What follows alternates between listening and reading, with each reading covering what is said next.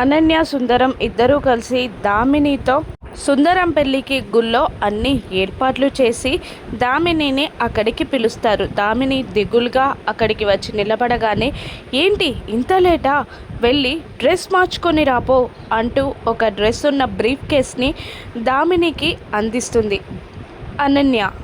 అలా దామిని వెళ్తూ ఉండగా కన్నింగా నవ్వుకుంటూ ఉంటుంది అనన్య. శారీ కట్టుకొని మేలి ముసుగుతో తన ఫేస్ కనపడకుండా వచ్చి పెళ్లిపీటల మీద కూర్చుంటుంది ఒక అమ్మాయి. దామిని అని అనన్య సుందరం సంతోషపడతారు. ఏంటి మేలి ముసుగులో కూర్చున్నావు అని సుందరం కాస్త అనుమానంగానే అడిగినా ఆ అమ్మాయి మాత్రం నాకు భయంగా ఉంది, అందుకే మేలి ముసుగు వేసుకున్నా అని సమాధానం ఇస్తుంది. దాంతో సుందరం దామిని అనుకొని తాళి కట్టేస్తాడు, 3 ముళ్ళు వేసేస్తాడు. చాలా హ్యాపీగా ఫీల్ అవుతుంది అనన్య. పెళ్లి దండలు మార్చుకుంటారు, పెళ్ళిని రిజిస్టర్ కూడా చేయిస్తారు.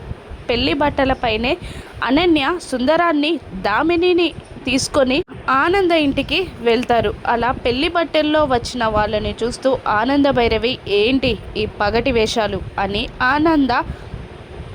అనన్యని నిలదీస్తూ ఉండగా కన్నింగా నవ్వుతూ, నా తమ్ముడు సుందరానికి మీ కూతురు దామినికి పెళ్ళి జరిగిపోయింది అనగానే ఆనంద, లీలావతి, శరణ్య, దర్శన్, రోహిత్, ప్రీతి అందరూ షాక్ అవుతారు.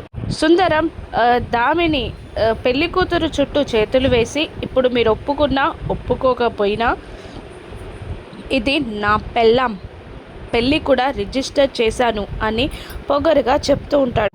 అనన్య అంతే పొగరుగా, ఇప్పుడు మీ ఇంటి పరువు గౌరవం అన్నీ మీ కూతుర్లా నా దగ్గరున్నాయి అని అంటూనే ఆనంద భైరవి దగ్గరికి వెళ్ళి, ఎలా ఉంది నా దెబ్బ, అదుర్స్ కదా అని అంటూ మళ్ళీ దూరంగా వచ్చి, ఇప్పుడు ఈ అనన్య అంటే ఏంటో చూస్తారు అని గర్వంగా అంటూ ఉండగా చిన్నగా నవ్వుతూ ఉంటుంది ఆనంద భైరవి.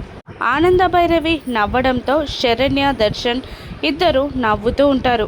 అలా నవ్వుతున్న ఆనంద భైరవిని చూస్తూ సుందరం అనన్యతో, మనం ఏమైనా కోతులాడిస్తున్నామా, ఆవిడెందుకు అలా నవ్వుతుంది అని అంటుండగా ఆనంద భైరవి నవ్వుని చూసి అనన్య కూడా షాక్ అవుతుంది. ఇంతకీ ఆనంద భైరవి ఇచ్చే షాక్ ఏంటి, ఆ పెళ్లి కూతురు ముసుగులో ఉన్నది దామిని కాకపోవచ్చని నా గెస్. దామినికి నిజం తెలిసిపోయిందా, పెళ్ళి వేరే వాళ్ళతో జరిగిపోయిందా, ఇప్పుడు అనన్య సుందరం పరిస్థితి ఏంటి, వాళ్ళిద్దరికీ ఆనంద ఎలా చెక్ పెట్టిందో పూర్తిగా నెక్స్ట్ ఎపిసోడ్లో చూద్దాం. Thank you for watching.